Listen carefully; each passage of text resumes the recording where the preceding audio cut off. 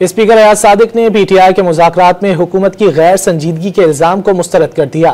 باور کرایا کہ حکومتی کمیٹی میں سینئر سیاستدانوں کو شامل کیا گیا، واضح کر دیا کہ ان کا سہولت کاری ہے، دونوں فریق اپنا فیصلہ خود کریں گے۔ اسٹیبلشمنٹ کی مذاکرات میں رضامندی کے سوال پر دعویٰ کیا کہ ان کا صرف حکومت اور اپوزیشن سے رابطہ ہے، بانی سے کمیٹی کی ملاقات کرانے کا معاملہ مذاکرات میں اٹھانے کا مشورہ دے دیا۔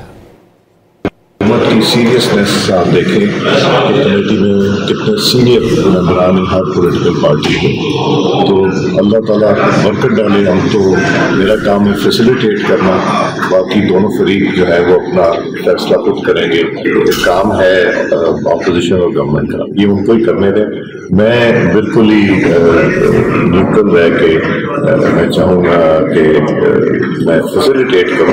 ہم تو چاہتے ہیں پاکستان کی خاطر ہی یہ سارے ڈائیلاگ کی بات ہو۔ اسٹیبلشمنٹ کی رضامندی، سہولیت یا سپورٹ جو ہے وہ حاصل ہے۔ Speaker national assembly of Pakistan, میرا رابطہ پرائم منسٹر سے ہے اور میرا اپوزیشن۔ سر اپوزیشن کو عمران خان تک ایکسیس دیں گے؟